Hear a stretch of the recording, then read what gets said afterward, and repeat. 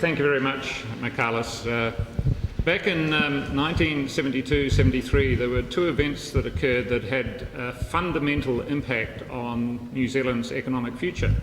The first one in 1972 was that we recognised the People's Republic of China, and everybody knows where that has got to since. And then in 1973, after a very difficult, challenging negotiation, the United Kingdom entered the European communities. And one of the aspects of that negotiation that made it much more difficult and challenging and costly than anything else was because of the desire of the United Kingdom to look after the interests of New Zealand in the course of that negotiation, which they did extremely well, we think very well indeed. It harks back to a long time ago, but it was hugely important to us. In my own views, it probably was the most important economic negotiation of the 20th century before we started going into a whole lot of free trade agreements. Therefore, it's with very great pleasure that I'd like to introduce the British High Commissioner, Vicki Treadell. Thank you.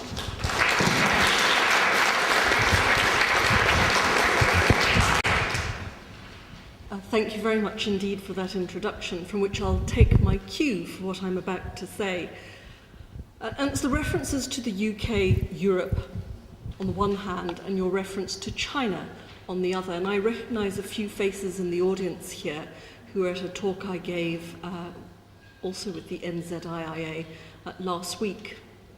But let me begin with this premise. The choices for us were difficult at the time, and actually going into the current elections, it's no less politically challenging within the UK. For those of you who follow British politics, you'll see that UKIP are polling better than, I think, the Conservative Party, and depending on which polls, also the Labour Party, and way ahead of the Liberals. And of course, the three main parties, normally, they are all pro-Europe. And I'll use another strapline that we're using in the UK in terms of a different election or referendum. We are better together. And of course, that's a reference to the Scottish vote 2 days before your national election here in New Zealand. But actually, we are better together is very much how Britain feels about being part of the EU. Yes, there are certain things we have negotiated to preserve some elements of sovereignty within our own parliament, and I think that will always be where Britain draws the line, and our politicians will continue to argue for preserving those. But if I put those issues aside, Europe has been a very good thing for Britain. From an economic point of view, it was our doorstep, is our doorstep. It is now part of the same domestic market as that operates across the nations of the United Kingdom. The free movement of people has been good in terms of skills where we've needed them. And actually, to be part of the European agenda is very much part of our foreign policy agenda. And it comes back to not just the trade and the economic reality of still, I think, the largest and most successful market in the world of 450 million people, of which we are part. And I know that my German and Polish ambassadors colleagues will also talk about their own perspectives. But if we look at what Europe means to countries like New Zealand, these upcoming elections should matter as much to you and be of as much interest as the transition we have recently seen in China with the new hierarchy that is there.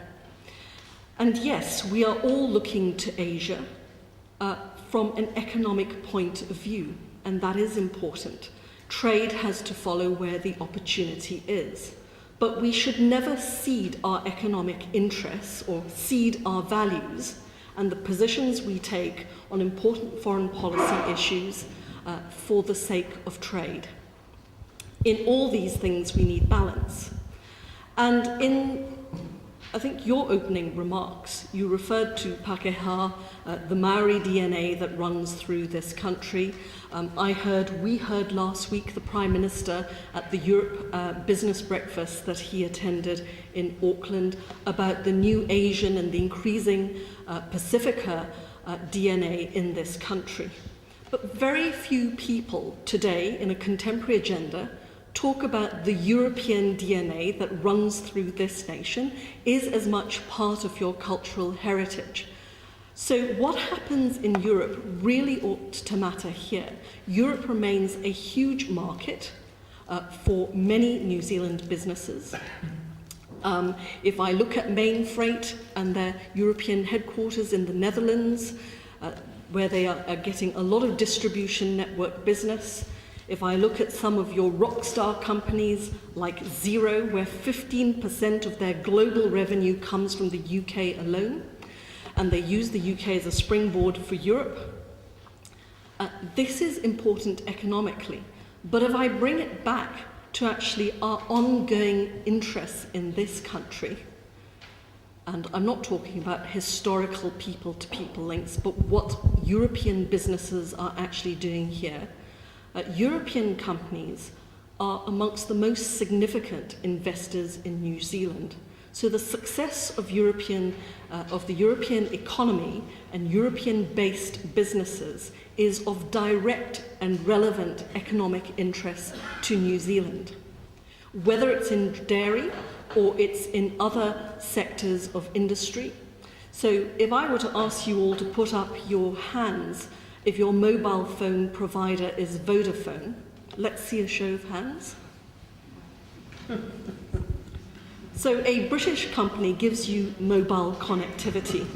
So just imagine that, 49% of that market provision disappearing overnight if Europe goes pear-shaped.